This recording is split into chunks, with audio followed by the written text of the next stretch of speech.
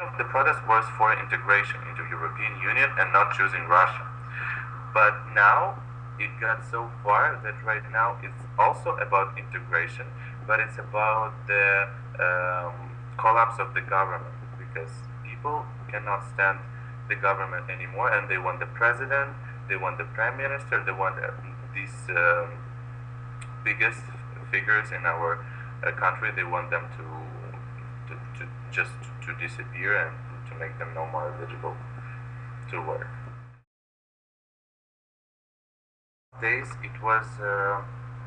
Last days it was peaceful. Still people are very careful and they are still having some people not sleeping at night, guarding and other people guarding their places because they are afraid of attack because the attack was during the night. It was made to be in 4 o'clock in the morning.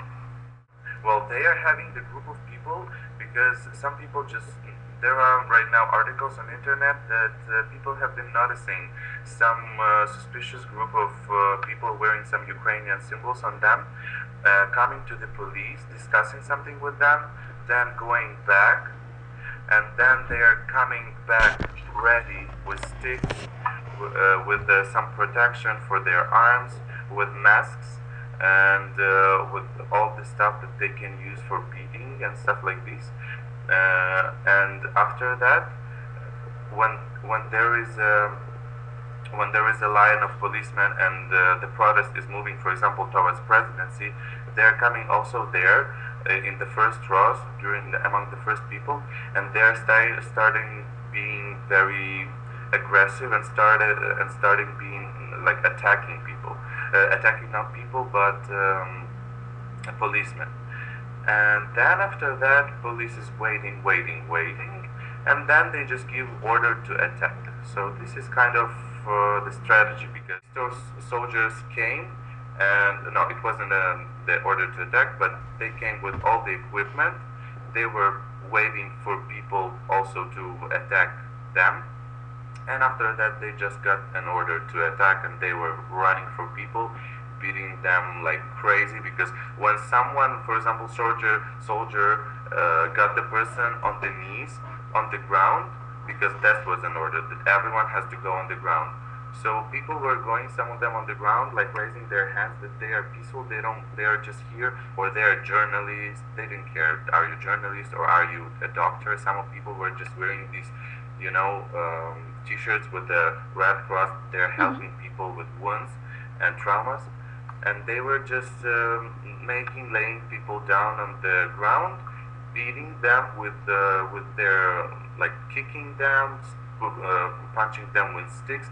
And when one of soldiers just beaten up this person, he was running further. Another one was coming, beating, running further, and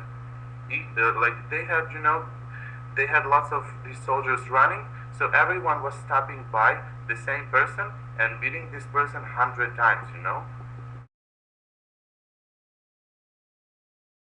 People are always coming because Ukrainian protests, mainly people, are peaceful, and they are still reminding each other that people have to be peaceful and these protests have to be peaceful. So they since the very beginning, they were coming to these police officers and they were talking to them and they were offering sandwiches, coffee and tea because they know that these guys are ordered to be here, they do not choose. Right now, President went to China, and it is actually, people are afraid that it might be planned that he went to China because everything right now which soldiers are doing and the police is doing, it can be considered kind of on the side of the decisions of the president, that he didn't make this decision and he is not involved in these. So they're afraid of, right now they're afraid of attack because the president is not in the country. He is kind of not responsible for this, But so he is in China, and there is no reaction, I would say, from him. And after this Vilnius summit, come on, he canceled his press conference. He didn't want to let. It was a plan to be a press conference after this summit in Vilnius with the Ukrainian president.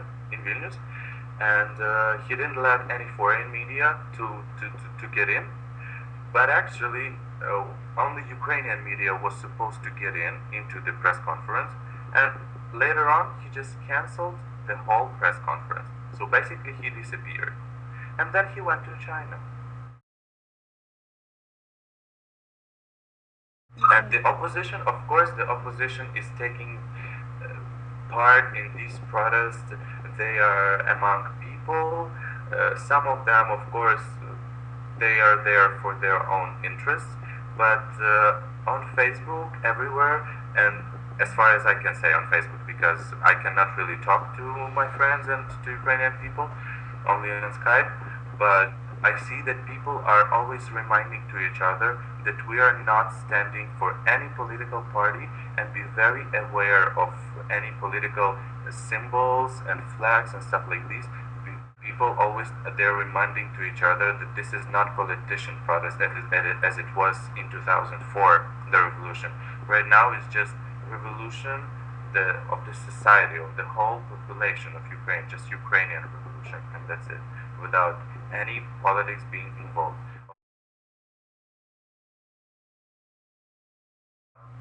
In Ukraine, mainly the media is telling the truth about this stuff.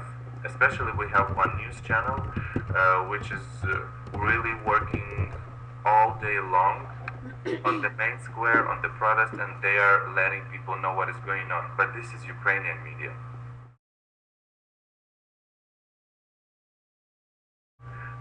Right now, to support Ukraine as much as I can, because